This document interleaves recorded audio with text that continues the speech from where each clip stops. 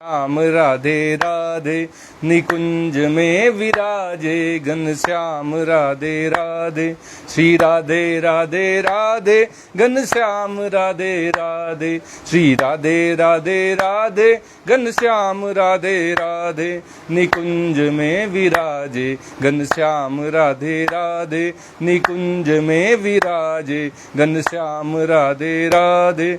घनश्याम राधे राधे घनश्याम राधे राधे। घनश्याम राधे राधे घनश्याम राधे राधे निकुंज में विराजे घनश्याम राधे राधे। निकुंज में विराजे घनश्याम राधे राधे। जय राधे राधे राधे घनश्याम राधे राधे। श्री राधे राधे राधे घनश्याम राधे राधे निकुंज में विराजे घनश्याम राधे राधे। घनश्याम राधे राधे घनश्याम राधे राधे। जय राधे राधे राधे घनश्याम राधे राधे। श्री राधे राधे राधे घनश्याम राधे राधे निकुंज में विराजे घनश्याम राधे राधे। निकुंज में विराजे घनश्याम राधे राधे। निकुंज में विराजे घनश्याम राधे राधे। जय श्री कृष्णा। आज की श्रीमद् भागवत कथा में आप सबका स्वागत है। श्रीमद् भागवत के तृतीय स्कंद के दूसरे अध्याय की कथा चल रही है। विदुर जी ने उद्धव जी से भगवान श्री कृष्ण की बाल लीलाएं सुनाने के लिए कहा है। जैसे ही विदुर जी उद्धव जी से भगवान की बाल लीलाएं सुनाने के लिए कहते हैं, सबसे पहले तो विदुर जी भगवान के ध्यान में ही खो जाते हैं और जब उनका ध्यान वापस लौटता है तब वो उद्धव जी को भगवान के जीवन की अलग अलग घटनाएं सुनाकर भगवान की लीलाएं याद दिलाते हैं। भगवान का वह श्री विग्रह कितना सुंदर है, मनमोहक है, इसका वर्णन करते हुए उद्धव जी विदुर जी से कह रहे हैं कि धर्मराज युधिष्ठिर ने जब राजसूय यज्ञ किया था तो आप तो देख रहे थे, वहां भगवान श्री कृष्ण भी आए थे और उनके सुंदर सुंदर जो नयन है, उनका जो नयनाभिराम है, उसको जब युधिष्ठिर के राज्य के सब लोगों ने देखा था, जैसे ही उन पर राज्य की जनता की दृष्टि पड़ी थी तो सबने यही माना था कि जिन भगवान ने बड़ी चतुराई से सृष्टि की रचना की है, उन्होंने अपनी सारी चतुराई प्रयोग में लाकर भगवान का ये श्री विग्रह तैयार किया है। इतना सांवला सलोना मनमोहक सुंदर भगवान का स्वरूप है। उद्धव जी कहते हैं, यस्यानुराग प्लुत हास रास लीलावलोक प्रतिलब्धमाना व्रज स्त्रियो दृग भरनु प्रवर्त धियोवतस्थु किल कृत्य शेषाः। उद्धव जी कहते हैं कि विदुर जी उन भगवान श्री कृष्ण के प्रेम पूर्ण हास्य विनोद और उनकी लीला में चितवन से सम्मानित होने पर ब्रज बालाओं की आंखें उन्हीं की ओर लग जाती हैं। जब ब्रज बालाएं भगवान के साथ हास्य विनोद करती हैं, उनकी लीला में चितवन को देखती हैं, तो फिर उनकी आंखें इधर उधर नहीं जाती, भगवान में ही लग जाती हैं और उनका चित्त भी भगवान में ऐसा तल्लीन हो जाता था कि वे घर के काम धंधों को अधूरा ही छोड़कर जड़ पुतलियों की तरह खड़ी रह जाती थी। जब निधि बन जाते हैं तो वहां की लताएं गोपियों की याद दिलाती हैं। उन लताओं को देखकर गोपियों की वो जड़ स्थिति याद आती है जिसमें भगवान की याद करते करते अपना काम करना ही भूल जाती थीं गोपियां। जहां थीं, जो काम कर रही थीं, वहीं पर जड़ हो जाती थीं, स्थिर हो जाती थीं और सुध बुध भूलकर बस भगवान के उस सुंदर श्री विग्रह का ही ध्यान करने लगती थी। भगवान की लीला में चितवन का ध्यान करने लगती थी। भगवान का जो हास्य विनोद था उसकी याद करने लगती थी। स्वशान्तरूपै स्वितरै स्वरूपै रभ्यर्द्यमाने स्वनुकम्पितात्मा परावरेशो महदंसयुक्तो ह्यजोऽपि जातो भगवान यथाग्निः। उद्धव जी कहते हैं कि चराचर जगत और प्रकृति के स्वामी भगवान ने जब अपने शांत रूप महात्माओं को अपने ही घोर रूप असुरों से सताए जाते देखा। देखिए, सब कुछ भगवान का बनाया हुआ है, तो जो महात्मा हैं, संत हैं, साधु हैं, ये भी भगवान के बनाए हुए हैं, और जो दानव हैं, राक्षस हैं, दैत्य हैं, ये भी भगवान के बनाए हुए हैं। भगवान ही अलग अलग रूपों में, अलग अलग समय में अलग अलग लीलाएं करते हैं। अर्थात साधु के रूप में भगवान ही लीला कर रहे हैं और उन राक्षसों के रूप में वही भगवान श्री कृष्ण लीला कर रहे हैं। जो साधु मारे जा रहे हैं वे भी भगवान ही हैं, और उन साधुओं को मारने वाले जो राक्षस हैं, दैत्य हैं, असुर हैं, वे भी भगवान श्री कृष्ण ही हैं। क्योंकि भगवान के अतिरिक्त और किसी की कोई सत्ता नहीं है। वासुदेवः सर्वम, सब कुछ भगवान वासुदेव हैं। तो ऐसे में जो चराचर जगत के और इस प्रकृति के स्वामी भगवान श्री कृष्ण हैं, वे अपने ही शांत रूप, उनका ही शांत रूप है महात्मा, साधु, संत, अपने ही घोर रूप, भगवान का ही घोर रूप है वो असुर। उन घोर रूपधारी असुरों के द्वारा शांत रूपधारी महात्माओं को जब भगवान सताए जाते हुए देखते हैं, तब वे करुणा भाव से द्रवित हो जाते हैं। तब वे करुणा भाव से द्रवित हो जाते हैं और अजन्मा होने पर भी अपने अंश बलराम जी के साथ काठ में अग्नि के समान प्रकट हो जाते हैं। अच्छा, ये जो काष्ठ में जो अग्नि है, ये पहले से विद्यमान रहती है या बाद में आ जाती है? पहले से विद्यमान रहती है। आती कहां से? जब गर्मी का भयंकर मौसम होता है, अपने आप पेड़ों में आग लग जाती है। वो आग कहीं और से लाई नहीं जाती है, वो काष्ठ में ही होती है। लकड़ी में ही वह अग्नि सुप्त अवस्था में रहती है जो जागृत हो जाती है, या यूं कहें कि अप्रकट अवस्था में रहती है, प्रकट हो जाती है। ऐसे ही भगवान श्री कृष्ण अपने अंश बलराम के साथ हमेशा हर जगह व्याप्त हैं, अप्रकट रूप में हैं। लेकिन जब उन्होंने महात्माओं को सताए जाते हुए देखा, तो जैसे काठ में अग्नि प्रकट हो जाती है, ऐसे ही अपने अप्रकट रूप को उन्होंने प्रकट कर लिया। माम खेदयत्येत दजस्य जन्म विडम्बनम यद्वसुदेव गेहे ब्रजे च वासोरिभयादिव स्वयं पुराद व्यावात सिद्ध्यदनंत वीर्यः। अजन्मा होने पर भी भगवान श्री कृष्ण ने वसुदेव जी के यहाँ जन्म लेने की लीला की। सबको अभय देने वाले होने पर भी मानो कंस के भय से व्रज में जाकर छिप गए। भगवान तो सबको अभय पद देने वाले हैं, लेकिन उनकी लीला कितनी प्यारी है।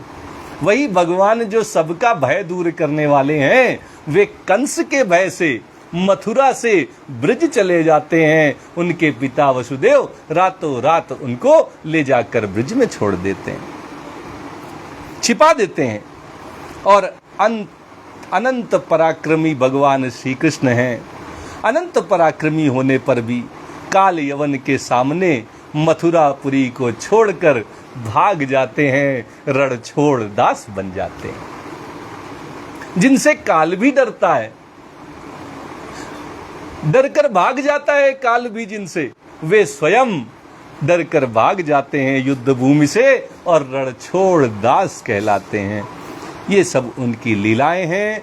भगवान की ये लीलाएं याद आ आकर उद्धव जी कहते हैं, मुझे बेचैन कर डालती हैं। भगवान की लीलाएं अद्भुत हैं, मनमोहक हैं, और वे सबके दिलों को आकर्षित करती हैं। जो भगवान के भक्त होते हैं उनको तो ये लीलाएं सबसे ज़्यादा प्यारी होती हैं संसार में। ऐसे में उद्धव जी सुना तो लीलाएं विदुर जी को रहे हैं, लेकिन स्वयं भी गदगद हो जाते हैं, वे स्वयं भी बेचैन हो जाते हैं। और भगवान की लीलाएं हैं भी तो ऐसी, जो अभय देने वाले हैं वो भयभीत तो हो जाते हैं, जो अनंत पराक्रमी हैं वो रणछोड़ दास बन जाते हैं। ऐसी अद्भुत लीलाएं जो दोनों छोरों को अपनी सीमा तक पहुंचाती हैं, भगवान ऐसी अद्भुत लीलाएं इस धरा पर आकर करते हैं। दुनोति चेतः स्मरतो ममैतद् यदाह पादावभिवन्द्य पित्रोः ताताम्ब कंसा दुरुसंकितानां प्रसीदतं नो कृत निष्कृतीनां। उद्धव जी कहते हैं कि भगवान श्री कृष्ण जो देवकी वसुदेव की चरण वंदना करके उन्हें पिताजी और माताजी कहते हैं, वसुदेव जी को भगवान श्री कृष्ण पिता कहते हैं, देवकी माता को माता कहते हैं, उनकी चरण वंदना करते हैं। कंस का बड़ा भय रहने के कारण मुझसे आपकी कोई सेवा न बन सकी, ऐसी करुण पुकार अपने माता पिता से कहते हैं और कहते हैं कि आप मेरे इस अपराध पर ध्यान न देकर मुझ पर प्रसन्न हो। जब अपनी माता पिता देवकी और वसुदेव से कंस का वध करने के बाद भगवान श्री कृष्ण मिलते हैं तो उनसे क्षमा प्रार्थना करते हैं, कहते हैं कि मैं आपका पुत्र हूं, आप मेरे माता पिता हैं, लेकिन आपकी सेवा मुझसे ना हो सकी।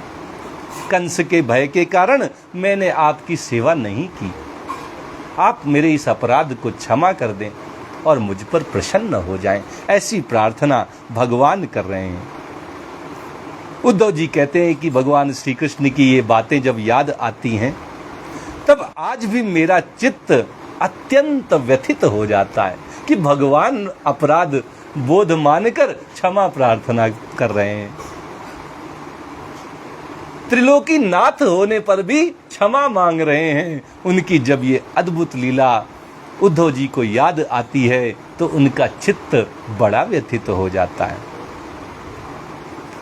को वा अमुष्यांघ्रिसरोज रेणुं विस्मर्तुमीशीत पुमान विजिघ्रन् यो विस्फुरद भ्रूविटपेन भूमेर भारम कृतांतेन तिरसश्चकार।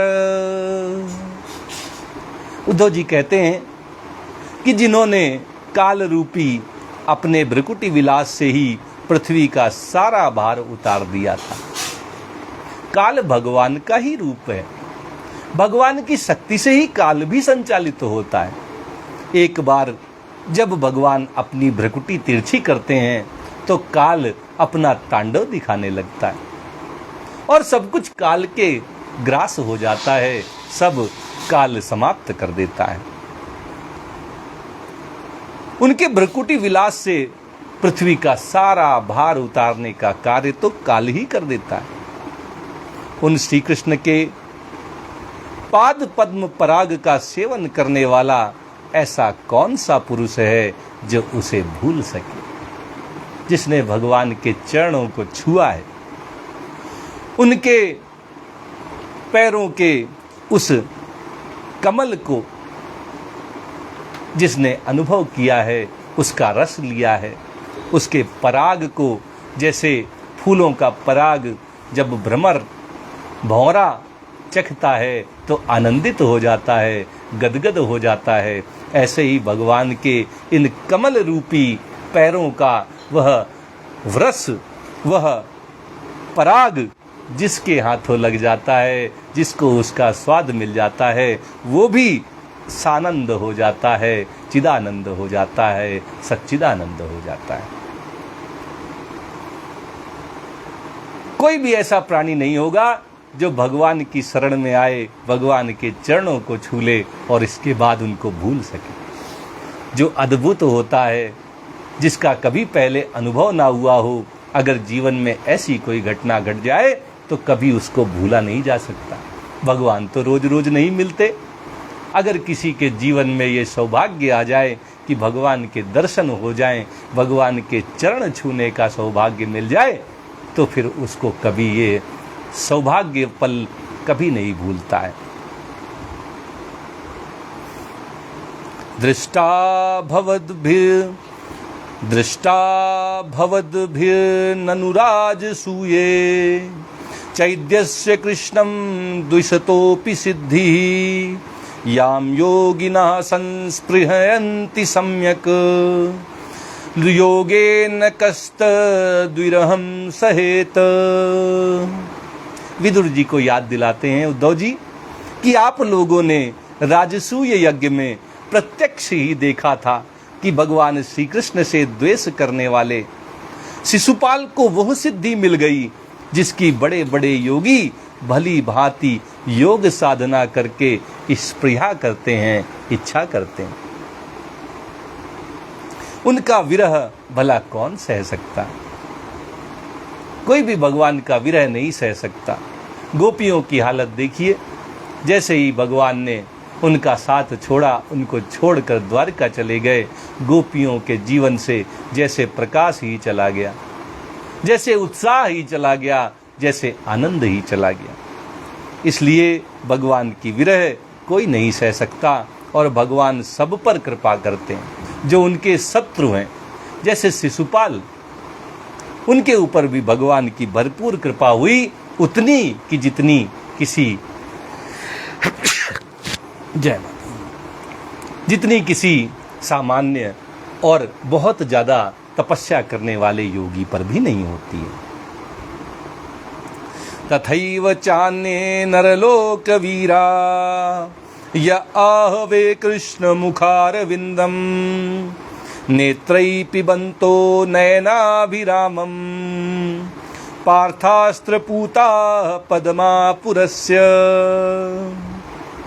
उद्धव जी कहते हैं कि विदुर जी, शिशुपाल के ही समान महाभारत युद्ध में जिन दूसरे योद्धाओं ने अपनी आंखों से भगवान श्री कृष्ण के नयनाभिराम मुख कमल का मकरंद पान करते हुए अर्जुन के बाणों से बिंध कर प्राण त्याग किया, जब महाभारत का युद्ध चल रहा था, तो सभी कौरव पक्ष के सैनिक, महारथी, योद्धा बड़े ही भाग्यशाली थे। उन सब को भगवान के मुख के, भगवान के दर्शन साक्षात हो रहे थे। उन सबको भगवान दिखाई दे रहे थे। भगवान ने रथ को दोनों सेनाओं के बीच में ले जाकर खड़ा कर दिया था ताकि सब भगवान का दर्शन कर सकें।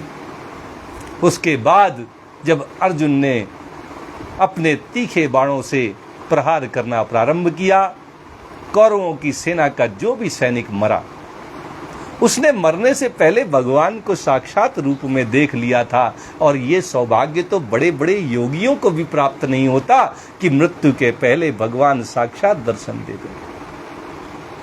ऐसे में उद्धव जी विदुर जी से कहते हैं कि वे सारे सैनिक, वे सारे योद्धा, वे सारे महारथी पवित्र होकर सब के सब भगवान के परम धाम को प्राप्त हो गए।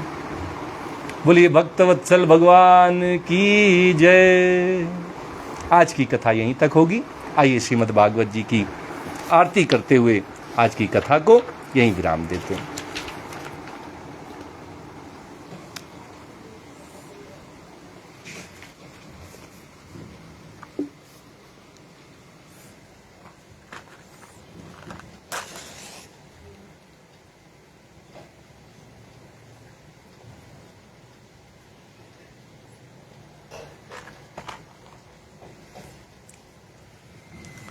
प्रेम से बोलिए वृंदावन बिहारी लाल की जय। श्री भागवत भगवान की है आरती, पापियों को पाप से है तारती। श्री भागवत भगवान की है आरती, पापियों को पाप से है तारती।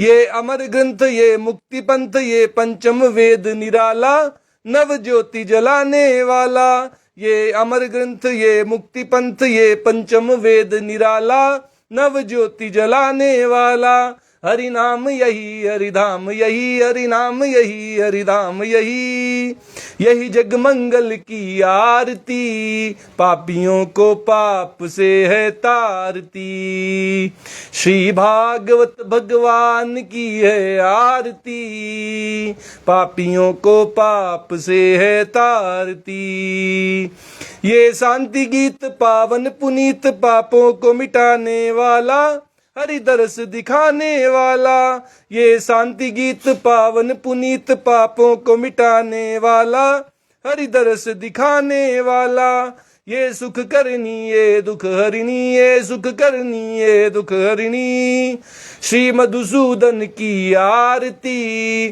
पापियों को पाप से है तारती, श्री भागवत भगवान की है आरती, पापियों को पाप से है तारती, ये मधुर बोल जग फंद खोल, सन्मार्ग दिखाने वाला, बिगड़ी को बनाने वाला, ये मधुर बोल जग फंद खोल, सन्मार्ग दिखाने वाला, बिगड़ी को बनाने वाला, श्री राम यही घनश्याम यही, श्री राम यही घनश्याम यही, यही प्रभु की महिमा की आरती, पापियों को पाप से है तारती, श्री भागवत भगवान की है आरती, पापियों को पाप से है तारती, श्री भागवत भगवान की है आरती, पापियों को पाप से है तारती।